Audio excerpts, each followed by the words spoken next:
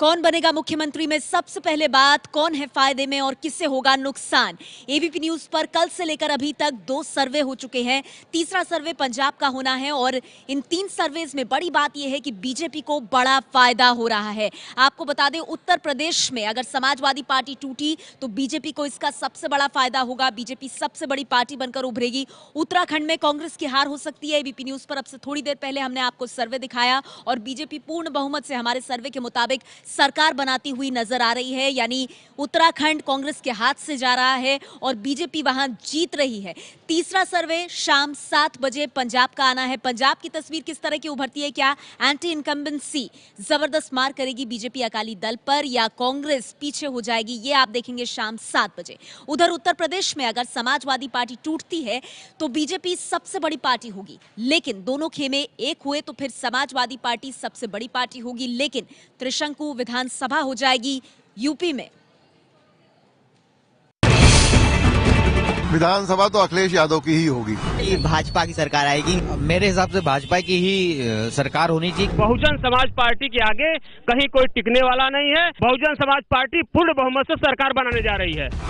हर पार्टियों के समर्थक चुनाव में जीत के दावे कर रहे हैं, लेकिन क्या है यूपी का मूड, क्या कहती है यूपी की जनता? इसको जानने के लिए जब हम निकले तो नतीजे जो सामने आए उसके मुताबिक 30% वोट के साथ समाजवादी पार्टी सबसे आगे है। बीजेपी को 27 और बीएसपी को 22% वोट मिलने का अनुमान है। इन आंकड़ों को अगर सीटों की संख्या में बदलें तो 403 में से समाजवादी पार्टी को 141 से 151 सीटें मिलने का अनुमान है। बीजेपी को 129 से 139, बीएसपी को 93 से 103 सीटें और कांग्रेस को सिर्फ 13 से 19 सीटें मिल सकती हैं। मतलब किसी को भी बहुमत मिलने के आसार नहीं दिख रहे, लेकिन नेताओं के दावे इससे कहीं ज्यादा नजर आ रहे हैं। सरकार भाजपा की बनेगी क्योंकि उत्तर प्रदेश की जनता कुशासन से मुक्ति चाहती है और कुशासन से मुक्ति का अगर कोई रास्ता है तो वो भाजपा की ओर है। अब कमल खिलने जा रहा है, जनता ने मन बना लिया है। लड़ाई किसी के साथ इसलिए नहीं है हमारी क्योंकि मुलायम सिंह और अखिलेश आपस में लड़ रहे हैं। बीजेपी के पास मुख्यमंत्री का चेहरा ही नहीं है, तो ये सब धराशायी है। कांग्रेस शून्य है उत्तर प्रदेश में, तो बहन मायावती जी बहुत मीलों आगे हैं सभी पार्टियों से। कोई लड़ाई में है ही नहीं बहन मायावती। बीजेपी और बीएसपी के इन दावों के बीच हम आपको एक और आंकड़ा बता देते हैं। वो ये है कि मुख्यमंत्री की पसंद के तौर पर अखिलेश यादव अब भी नंबर 1 हैं। अखिलेश 28% लोगों की पसंद है। 21% वोटों के साथ मायावती दूसरे नंबर पर हैं और बीजेपी के योगी आदित्यनाथ 4% वोटों के साथ तीसरे नंबर पर हैं। शायद यही वजह है कि कांग्रेस की मुख्यमंत्री उम्मीदवार शीला दीक्षित कह रही है कि अखिलेश से तालमेल करने में उन्हें कोई दिक्कत नहीं। राजनीति में कोई चीज ओपन नहीं होती, कोई चीज क्लोज नहीं होती है। तो जब फैसला का वक्त आएगा, जो हाईकमांड लेगा फैसला वही रहेगा। एक नहीं, अगर गठबंधन होता है तो फिर आप सीएम उम्मीदवार हैं, उसके लिए आप तैयार हैं? उनका कुछ मैं तैयार हूँ, बिल्कुल हूँ। पार्टी तय करेगी, लेकिन मुझे कोई ऐसा इसमें नहीं होगा कि मैं नहीं अड़ जाऊंगी या कोई ऐसी बात नहीं। जो पार्टी का कलेक्टिव डिसीजन होगा उस पर मेरा डिसीजन निर्भर होगा। एबीपी न्यूज के लिए लोक नीति CSDS ने 5 दिसंबर से 17 दिसंबर के बीच ये सर्वे किया, जिसमें यूपी के 65 विधानसभा क्षेत्रों के 5,932 लोगों से बात की गई। ये दरअसल उस स्थिति की बात हुई जब समाजवादी पार्टी नहीं टूटती है, लेकिन अगर पार्टी टूटी तो फिर बीजेपी का कमल खिलेगा। देखिए कैसे।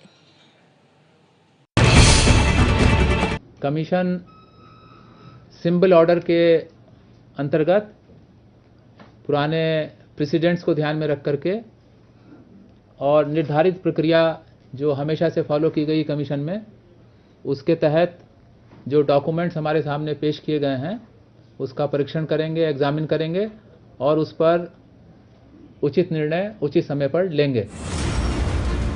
चुनाव आयोग सही समय पर क्या सही फैसला लेगा, इसको लेकर आपके मन में कई तरह के सवाल चल रहे होंगे।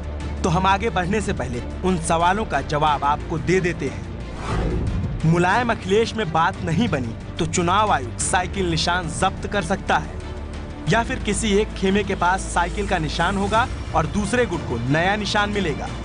साइकिल जब्त होने पर समाजवादी पार्टी का नाम भी जब्त हो जाएगा। चुनाव आयुक्त ने पुराने फैसले को देखते हुए फैसला देने की बात कही है और अगर इतिहास को पलटें तो साफ है कि आयोग विवाद की सूरत में निशान और नाम दोनों जब्त कर लेता है। अब अगर पिता पुत्र नहीं माने तो फिर दोनों को अलग अलग निशान पर चुनाव में जाना होगा।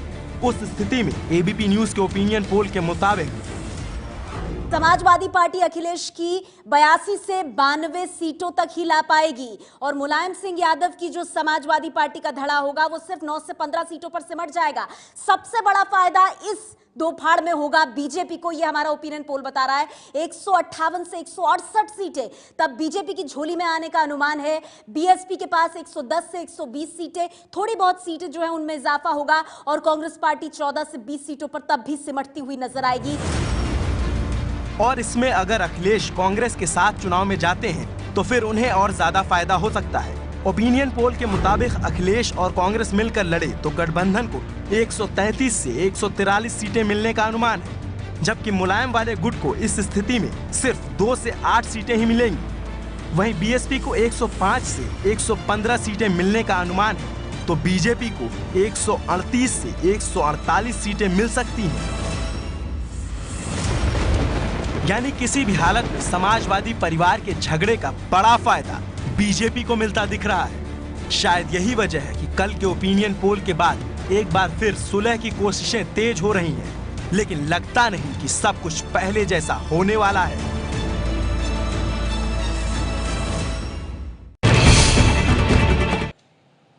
और इस वक्त बड़ी खबर आ रही है, समाजवादी पार्टी में टूट के संकेत पूरे दिख रहे हैं, क्योंकि मुलायम सिंह यादव ने अपने एक प्रतिनिधि को कहा है कि 1 जनवरी को जो राष्ट्रीय अधिवेशन हुआ उसको असंवैधानिक बताने की जो पूरी बात है लिखित में चुनाव आयोग को दी जाए। तो चुनाव आयोग को ज्ञापन सौंप दिया गया है मुलायम सिंह यादव के प्रतिनिधि की तरफ से। अमर सिंह को पहले ही मुलायम सिंह ने कहा था कि वो ये काम करें, तो अमर सिंह ने लिखित में ज्ञापन सौंपा है कि 1 जनवरी को रामगोपाल यादव ने जो राष्ट्रीय अधिवेशन बुलाया जिसमें मुलायम सिंह यादव को एक तरह से पद से बाहर कर दिया गया राष्ट्रीय अध्यक्ष के, वो पूरी तरह से असंवैधानिक है। लेकिन इस बीच उत्तर प्रदेश के मुख्यमंत्री अखिलेश यादव ने मीडिया से बातचीत में क्या कहा है, सुनिए।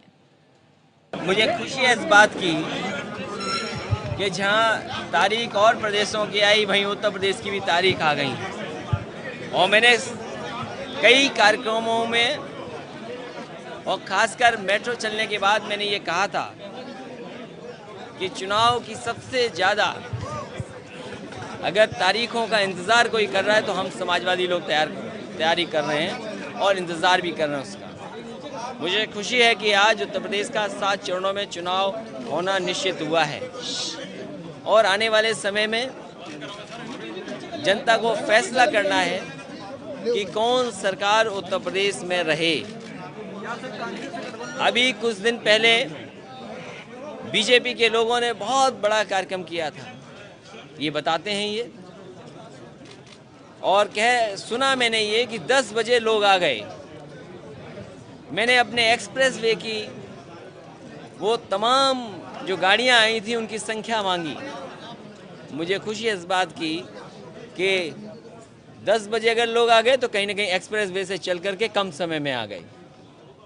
उत्तर प्रदेश तो अपनी जीत का दावा कर रहे हैं अखिलेश यादव। उधर बिना चेहरे के चुनाव मैदान में उतरेगी बीजेपी। जी हां, कुछ ऐसा ही संकेत मिला है चुनावी बिगुल बजते ही।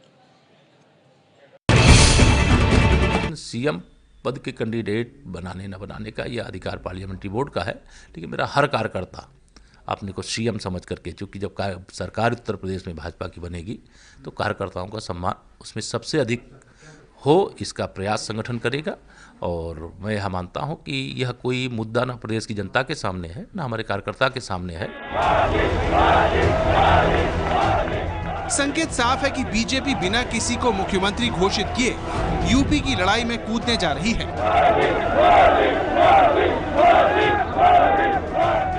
सिर्फ केशव ही नहीं, पार्टी के एक और बड़े नेता और मुख्यमंत्री पद के दावेदार आदित्यनाथ ने भी कुछ ऐसा ही इशारा किया है। कौन मुख्यमंत्री होगा? भारतीय जनता पार्टी हर स्थिति में नंबर 1 पर है और भारतीय जनता पार्टी की सरकार बनेगी। भारतीय जनता पार्टी का संसदीय बोर्ड सक्षम है और भारतीय जनता पार्टी समय आने पर अपने किसी कार्यकर्ता को मुख्यमंत्री भी बना देगी। गोरखपुर के सांसद आदित्यनाथ के अलावा गृह मंत्री राजनाथ सिंह, कपड़ा मंत्री स्मृति ईरानी, सुल्तानपुर के सांसद वरुण गांधी का नाम सीएम की रेस में लिया जाता रहा है। लेकिन अब पार्टी पीएम मोदी के नाम और उनके काम के आधार पर ही 14 साल के वनवास से वापस आने के लिए वोट मांगेगी। परिवर्तन लाएंगे। सीएम उम्मीदवार घोषित नहीं करने के पीछे पार्टी की सोची समझी रणनीति हो सकती है। मसलन पार्टी किसी एक जाति के उम्मीदवार को सीएम घोषित कर बाकी जाति के वोटरों को निराश नहीं करना चाह रही।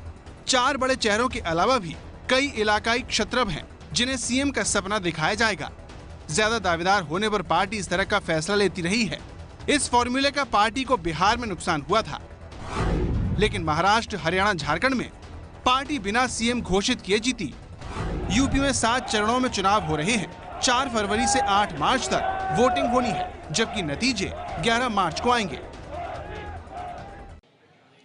और आज की बड़ी चुनावी खबर, यूपी, पंजाब, उत्तराखंड, गोवा और मणिपुर में बज गया है चुनावी बिगुल। यूपी में 7 चरणों में वोटिंग होगी। आपको बता दें, पहले चरण में 73 सीटों में 11 फरवरी को 15 जिलों में वोट डाले जाएंगे। इसके बाद 67 सीटों पर 15 फरवरी को 11 जिलों में वोटिंग होगी दूसरे चरण के लिए। तीसरे चरण में 19 फरवरी को 69 सीटों पर 12 जिलों में वोट डाले जाएंगे यूपी में। चौथे चरण में 23 फरवरी को 12 जिले आएंगे जिनमें 53 सीटों पर वोटिंग होगी। इसके अलावा पांचवें चरण में 27 फरवरी को 11 जिले होंगे जिनमें 52 सीटों पर वोट डाले जाएंगे। 4 मार्च को छठे फेज में 7 जिलों में 49 सीटों पर वोटिंग होगी उत्तर प्रदेश में। और आखिरी फेज होगा 8 मार्च को, जिसमें 7 जिलों की 40 सीटें शामिल होंगी। और प्रधानमंत्री नरेंद्र मोदी का संसदीय क्षेत्र वाराणसी, यहां भी 8 मार्च को होगा चुनाव।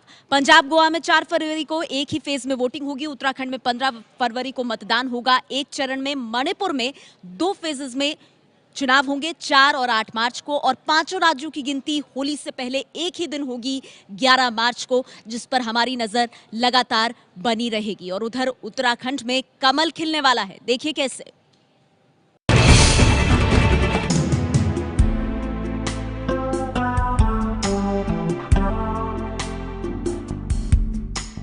सर्दी के इस मौसम में पहाड़ का चुनावी तापमान गर्म हो चुका है। बिगुल बच गया है और पहाड़ के लोग 15 फरवरी को अपने पसंदीदा उम्मीदवार पर मुहर लगाने जा रहे हैं। लेकिन चुनाव से पहले का ओपिनियन पोल बता रहा है कि पहाड़ पर ठंड के इस मौसम में कमल खिलने वाला है।